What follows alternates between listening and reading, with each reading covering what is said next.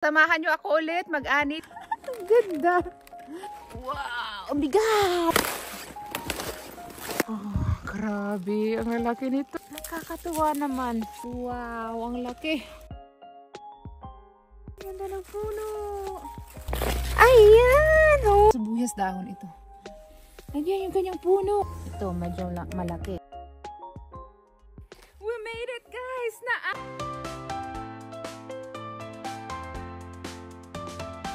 Hello from Alaska! Kamusta kayo? Samahan nyo ako ulit mag-ani dito sa aming garden. Today is September 21st at susubukan kong anihin lahat ng aming pananim kasi nga fall na dito, taglagas na. As you can see, naninilaw at nagsisilagasan na yung mga dahon ng puno ng kahoy. Anytime soon, pwede nang mag-snow dito sa amin, kaya kailangan na talaga naming anihin lahat ng aming pananim bago pa ito sila tuluyang masira. Kaya tara! Dinala ko na pala dito yung aming dalawang wheelbarrows, yung aking dalawang malalaking basket, tsaka yung isa kong batya para paglagyan ng aking mga ani today. Hindi na maganda yung weather dito, malamig na, and then next week, uulan ng buong linggo at tsaka maaari nang mag-snow sa weekend. Kaya kailangan na talagang anihin ito ang mga natira pa naming pananim. Ang uunahin ko ditong anihin at napaka-excited akong anihin is itong mga pulang repolyo ko. Ayan oh. First time kong itanim yung pulang repolyo na ito. Ayan oh. Yun oh, ang ganda ng kanyang hugis. Parang vase na parang puso. Diba? Ang ganda. Marami yan. Ayan oh. Hanggang doon. Tapos may isa pa doon nakahalo. Let's start with this one. Grabe. Ang lalaki ng ulo nila. Oh. Ala, nag-form ng isa pang ulo dito. Oh. May maliit. Ito lang. Kunin na natin ito. Excited ako talagang anihin ito. Grabe. Ay, ang ganda. Naku. Sige lang. Nakaka-excite. Ayan.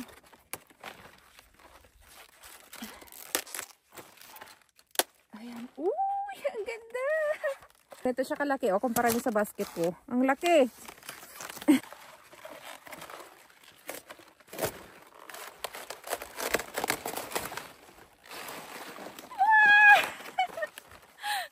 Kunin natin yung outer leaves niya para makita nyo talaga yung beauty ng repolyo na to. Yan! O, diba? Hugis parang vase na parang puso. Ayan o. Ito, maliit itong isa. Hindi ko alam ba't maliit ito. Pero kukunin ko na rin. Ayan. Nakakatuwa ang itsura niya.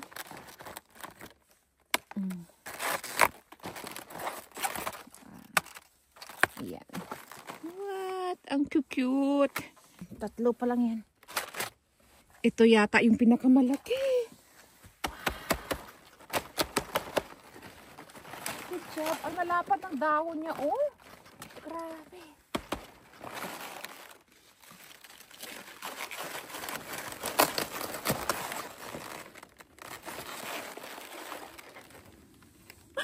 Ang ganda. Diba ang laki niya? Tingnan natin. Grabe ang lutong. Ang ganda talaga niya. Itatanim ko to ulit next year. Ayan. O, oh, diba? Ang laki. Oh, ayan. 4. Wow, puno na. You know what? Kukunin ko yung wheelbarrow. Ang lalaki kasi. Bilisan na natin to. Ay, ito maliit.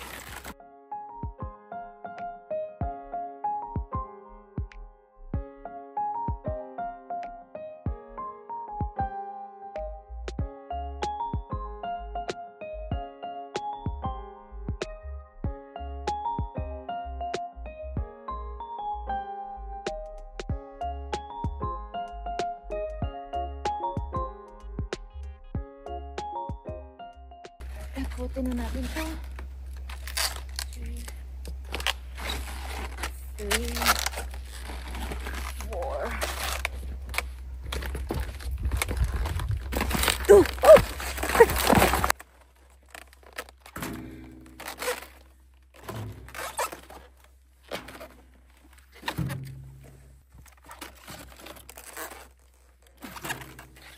cute itong isa. Inagawan yata ito ng ano, nutrients ng iba. Kaya ang liit niya. Oh.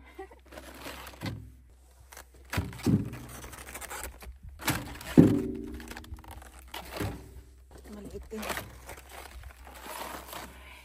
Tapos, ito yung mga malalaki. My goodness, look at that.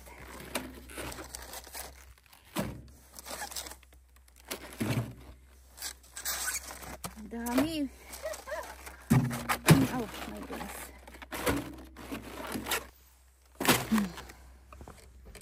Next. Ito namang aking mga green na repolyo. Laki.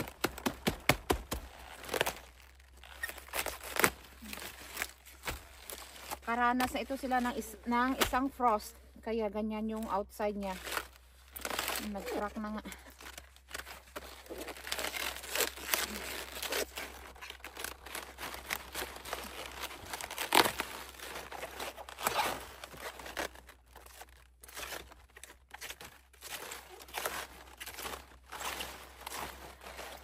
Lalaki.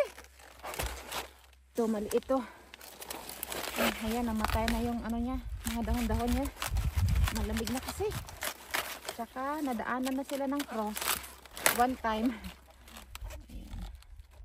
Iwan pala siguro yan. Pang-protect ka naman yan.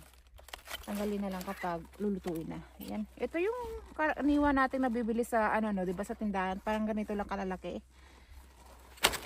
Dambuhala itong isa. O, tingnan nyo. Ang laki. Ilang kilo kaya ito?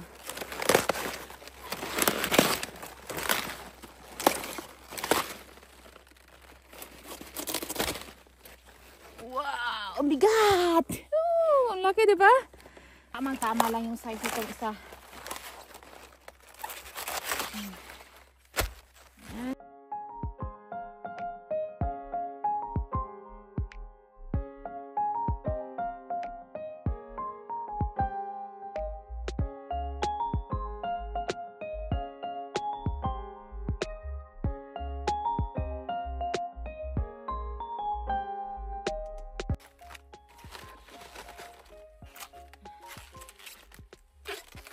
Oh, dami.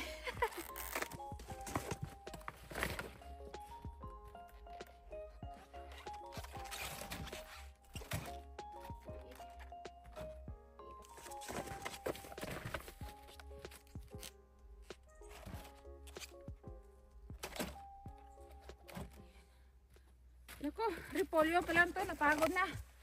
Oh, grabe to, laki ko isa. Oh, wow.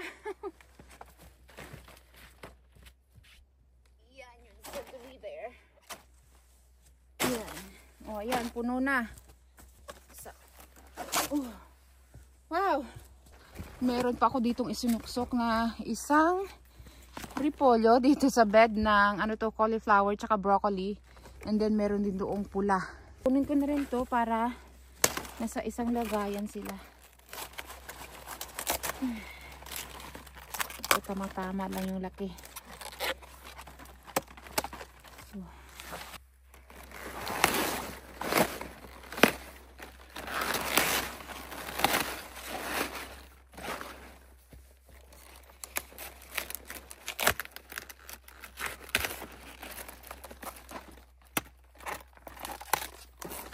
Wow. Ito na lahat ng repolyo.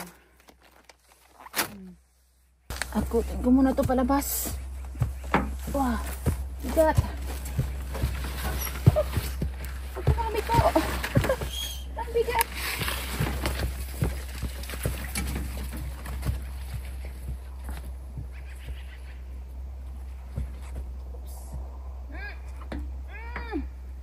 Bigat. Oh.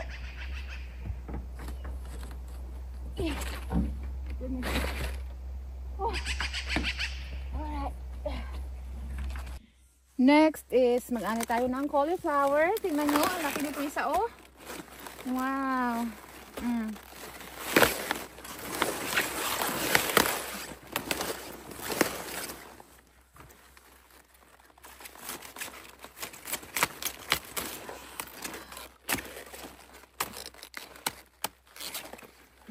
Diba, laki niya. sana naman magkasya sa basket ko lahat. Meron tayo ditong kulay green na cauliflower. Oh, malaki rin siya.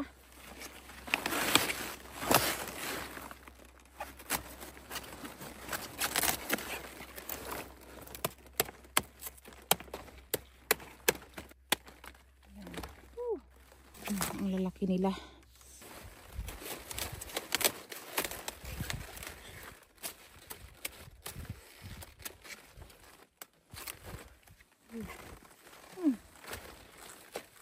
Hindi ko ito napansin. May maliit pala dito.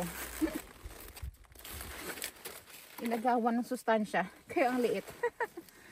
3, 4. Nagsa-side shoot din pala. Itong variety ng cauliflower na to. Ito sobrang liit din, oh. Ang cute. Hala, may natakpan pala dito. Malaki. Tinakpan lang siya ng dahon na to. Eh, hala. Tumubo dito ng maliit sa kabila. Oh, yan, oh. Isang puno lang yan. Tapos nagsanga siya. Ayan yung sanga niya, oh. Kita nyo? Nakakatuwa naman yung cauliflower na to. Ayan. Munti ka nang makalimutan. Hindi napansin. Wow! Ang gaganda ng cauliflower. Yung maliit na... Ayan. Ang cute. Oh, ayan. Ganda ng basket ng cauliflower. Diyan ka na muna. Next ko naman na aanihin is itong aking mga sibuyas. So may mga naani na ako dito kaya bungi-bungi na yung mga bed. May mga nag-mature na binunot na namin. And tingnan nyo dito, oh, malalaki yung grupo dito. Malalaki yung sibuyas dito, oh. Mahinukay na ako na isa. Akala ko talaga wala akong maaning malaking sibuyas ngayong taon. Pero marami rin pala sila. And then ito, kahit na immature pa sila, yan, oh. Kukunin ko na kasi nga anytime pwede na mag-snow dito. Mag-start tayo. So, isa-separate ko yung mga mature na sa hindi mature. Mature at immature.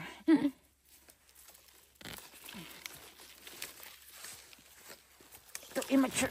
Wow, grabe. Ang laki nito isa. So, yan yung mga immature. Sana yung mature. Ito, mature na itong isa.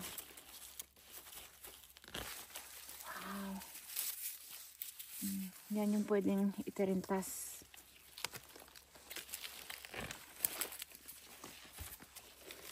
Wow. Oh, ang laki.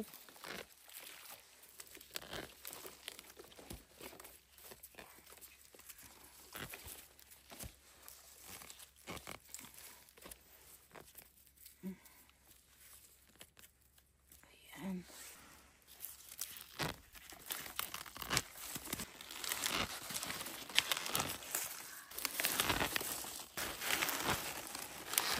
Oh, grabe. Ang lalaki nito. Ayan. Yung mga malalaki na immature. Malalaki pero immature. Ay, ano ba yan? Ito yung mga mature na.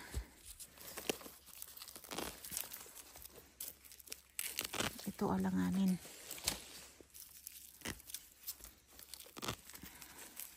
Ito mature na ba to? I think so.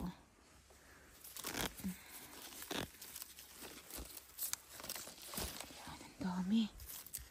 Kala ko punto lang yung sibuyas ko ngayong taon. Thank you, Lord. Nagtanim din pala ako ng pulang sibuyas. Hala, malalaki din to. Wow! Nakakatuwa naman. Alam nyo ba, yung mga sibuyas na to sa row na to, dito at saka dun sa kabila, sinibulan ko talaga ito from seeds. Nag-start ako February. Ayan. Malalaki, hala. Ito, medium, hala. Naputol. Dahon, ouch. Ayan, mature na yan. Ito, mature na rin. Ito, hindi pa ano. Wow. Gaganda ng size nila, ah. Ito, mature na yan. Ito rin. Wow, gaganda ng size nila. Ito hindi lumaki. Nangyari sa'yo.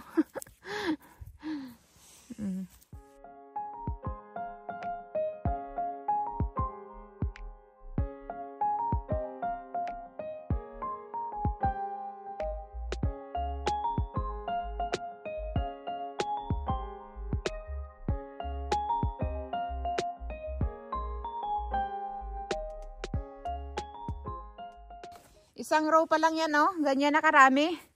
Wow! Ayan. Third row. Ito yung first row.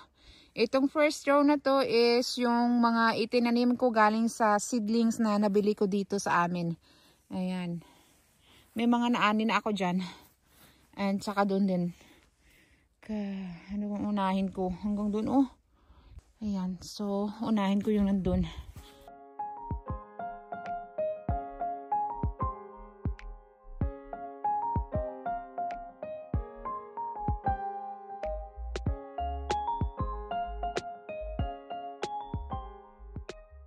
Yung dito sa dulo is puting sibuyas na matagal pa lang mag-form ng bulb. Kaya ganyan pa lang kalalaki yung kanilang bulb. Oh. Ayan. Pero bubunutin na natin sila. First time ko rin kasing itanim yung variety na to at hindi ko alam na ang tagal pala nilang mag-form ng bulb. Dapat pala mas maaga ko to silang simulan from seeds. Kasi from seeds ko talaga ito sinimulan yung aking mga sibuyas. Oh, yan yung iba, oh, wala pang bulb. Separate ko lang yung may mga konting bulb. Tapos yung mga walang laman, yan yung gamitin natin pang sibuyas dahon. Tingnan nyo, oh. Ito may laman siya. Oh, diba? Napakaganda, ang puti.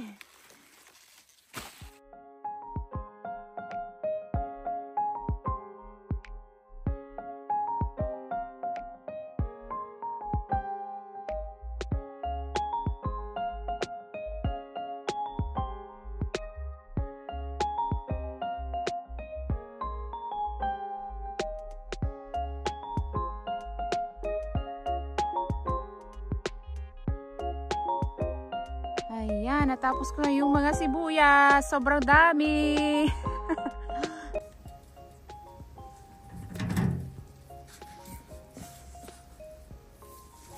Oopsie.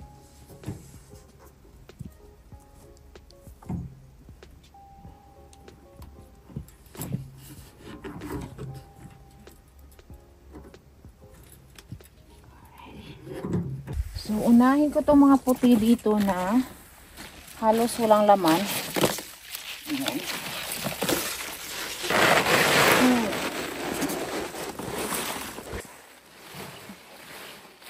Ang ganda sana ng sibuyas na to, oh. Ito naman yung may mga laman na malalaki. Just look at that. Ang dami. Here's more.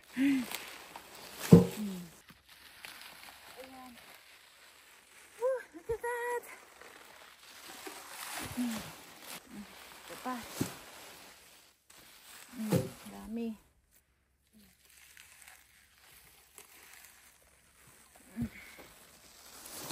Mga pula. Ang gaganda. Sobrang dami.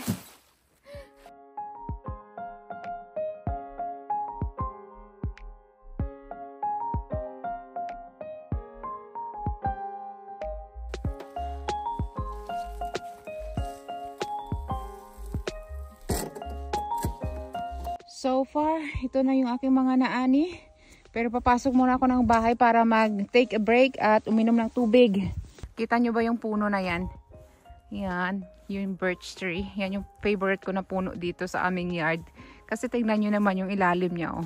Golden, dahil sa mga nalagas na dahon. Pasok muna ako para magpahinga. Ang next na aanihin ko is itong aking mga naglalakihang kohlrabi. Ayan, oh, ang dami niyan. Ayan, hanggang doon. Ipatuwa. Tagalan natin ng mga dahon.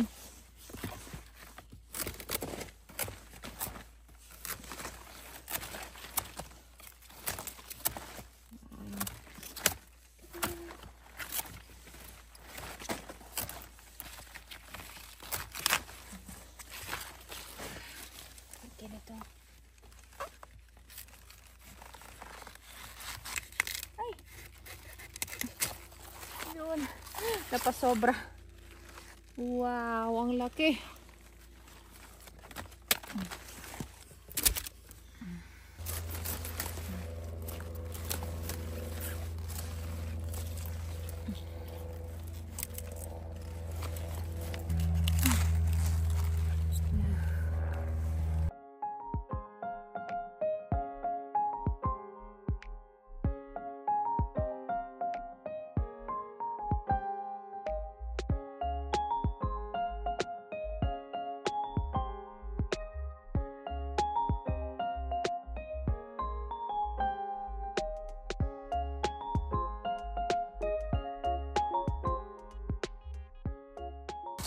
Look at this.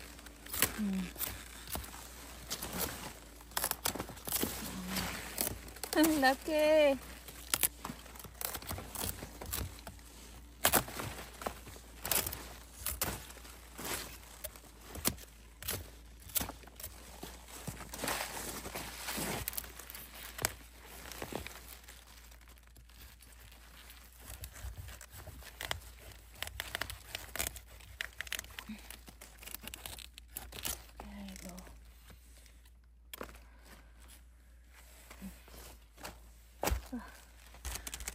Ang laki. Ito may maliit din.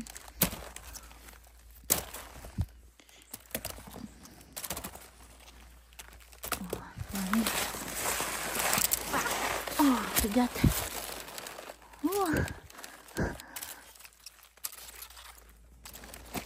Oops, nahulog.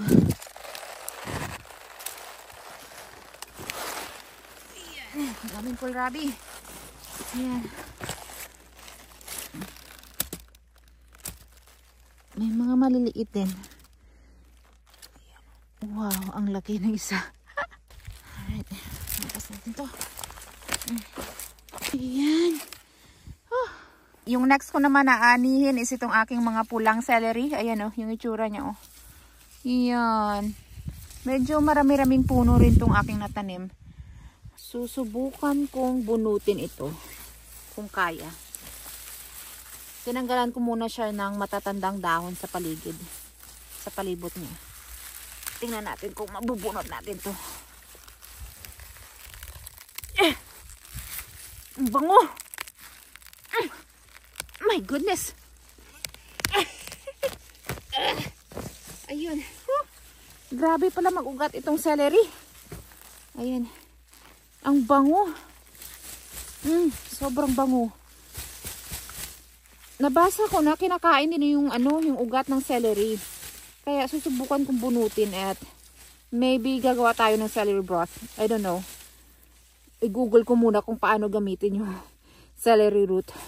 Yan o, grabe yung ugat. Ayan yung kanyang puno. Sobrang bango. Dito ko siya ilagay sa blue na tub. Kumuha ako ng spade para madaling bunutin.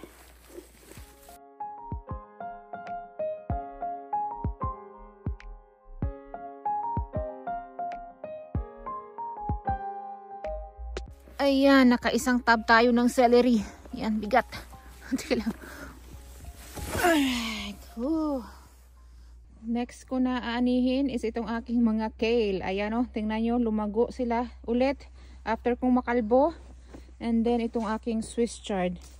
Ang laki ng puno nitong isa o. Matigas na yan.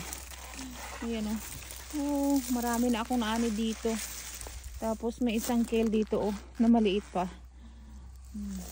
And then meron din ako ditong tatsoy na anihin tsaka winter choy. Itong mga ito itinanim ko lang I think July or August. Pangalawang tanim na ito sila. Ayan o, ang lalaki at lalapad ng iba. Right, umpisahan na natin itong ating kale. Kakalbuhin ko na talaga to. Sasagarin ko na.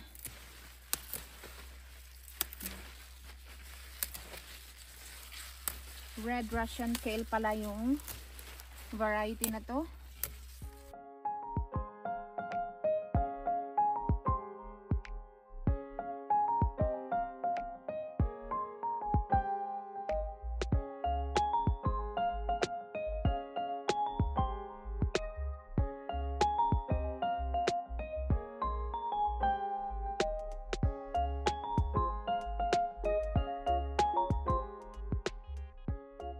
Nakadalawang tab.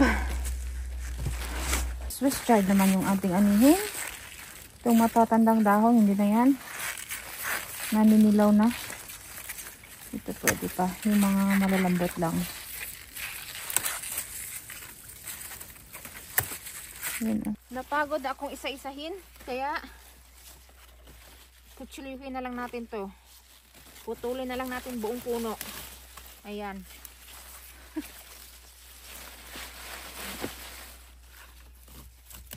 Tigas. Uy, ang ganda nitong isa. Look at this one.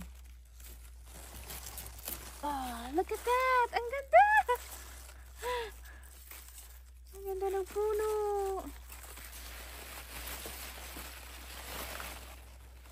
Ito rin. Look at this one too.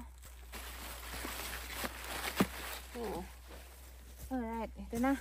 Isang tab ng Swiss chard. Look at this. Ang gaganda ng aking tatsuy. Wow, ang lalapad. Kaya ko kayang bunutin ito na hindi masira. Yan na yun siguro. Ang lalapad nila. Ayan! Oh! Nakakatuwa lang. Tapos punutin ko lang dito. Putulin ko lang dito. Wow! Beautiful tatsoy. Lagyan natin dito sa top natin. Wow! Nakakatuwa talaga. So parang petsa lang ito siya.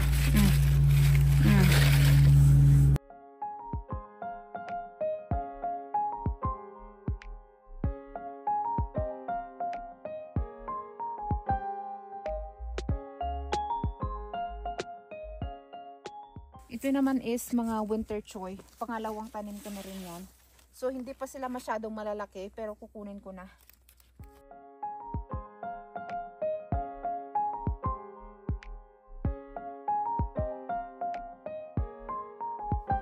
Masarap ito sa sabaw. Sabaw na isda or sabaw na karne.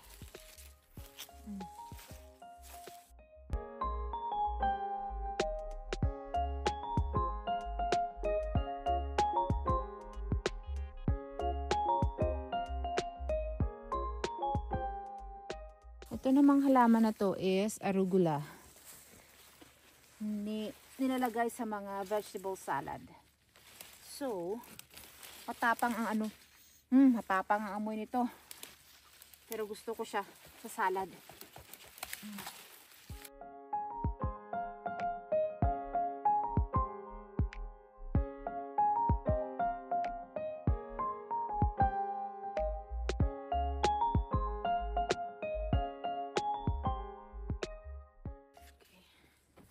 So, ito na yung ating tatsoy. Tapos, ito yung winter choy, tsaka arugula. Next ko naman na aanihin is itong aking mga green onions, mga sibuyas dahon. Ayan oh, napabayaan ko na. Hindi ko na harvest agad, kaya ayan, nanilaw na. Pero pwede pa yan. Tatanggalin ko lang yung mga nanilaw na nga dahon. Ayun oh. Marami yan. Kasi, paborito ko tong sibuyas dahon. Kahit ito lang, igisa ko lang siya, na ganito lang, lagyan ng konting toyo. Ay naku, ang sarap. Bunutin na natin to. Tanggalin ko na rin yung mga nanilaw na dahon.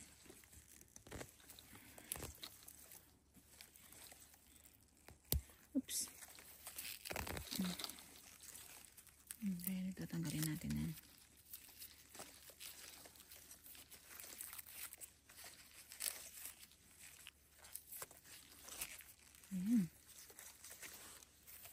Hala, may nakaligtaang bawang dito.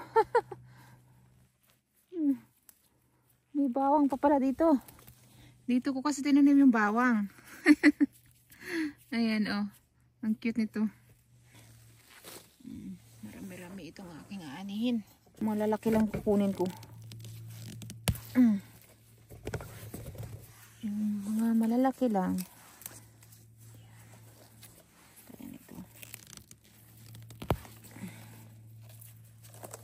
Nanilaw na. Nanilaw na sa lamig. Ay, naputol. Diba? Okay pa. Malalaki pala yung sibuyas dahon dito kasi yung mga to, transplant ko lang ito sila from my plants last year. Ayan o. May mga buto na nga sila. Ayan. So, bumabalik ito sila kapag hindi nyo binunot yung ugat niya. Ayan. Dito sa Alaska ha. Grabe, tibay nila sa lamig. Yan, sabon natin dyan para next year may mga bagong tubo. Bunutin ko na lang to sila kasi marami naman akong tanim na iiwan dito para bumalik sila next year. Ito yun, mga malaki o halos may laman na. Pero sibuyas dahon ito. Okay, so ito na yung sibuyas dahon na naani ko. Marami na rin. At ayan o, yung mga maliliit, iniwan ko na lang dyan. Kasi babalik naman yan sila next year. At pag bumalik sila next year, mas lalo pa silang lalaki. Doon naman tayo punta. Unahin ko is yung parsley. Yan o, curly na parsley. Punutin ko na lang kaya. Ayun. Para isang halaman. Ano natin tong mga magugulang na. O diba, ang ganda ng parsley. Ito pa. Bango. Yan. Ito mga bunga ng labanos.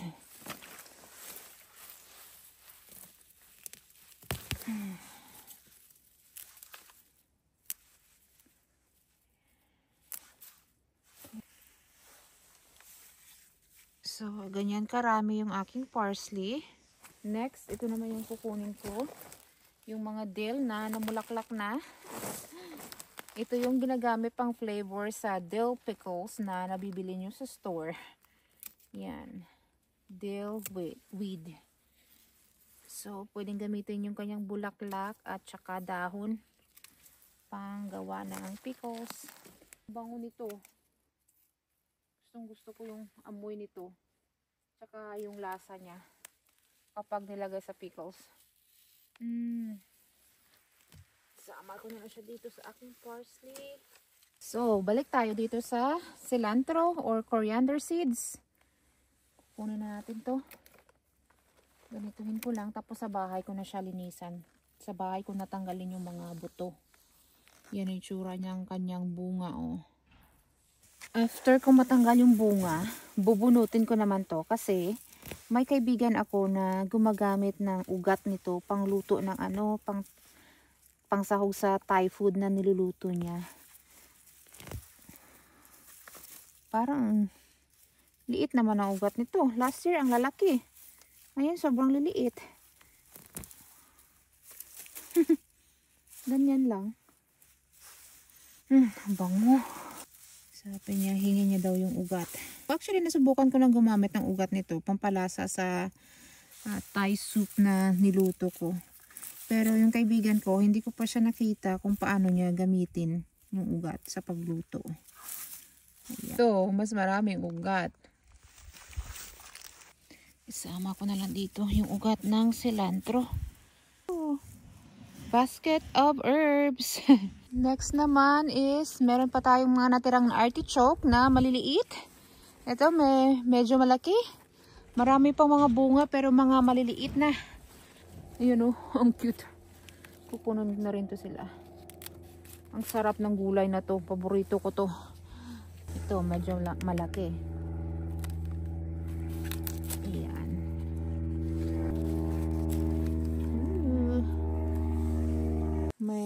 Medyo malaki tayo dito.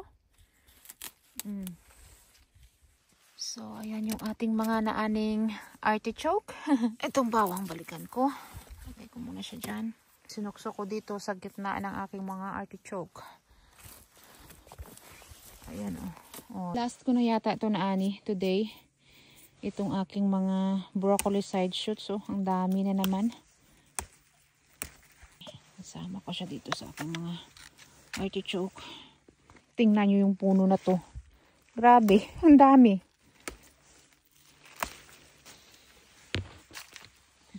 Marami pa yan hanggang doon sa dulo. Naging bulaklak na yung iba. So, ayan na yung side shoots na naanay ko. Ay. Akala ko tapos na ako. May mga garden peas pa pala dito na natira. Ayan, maganda siguro to pang binhi.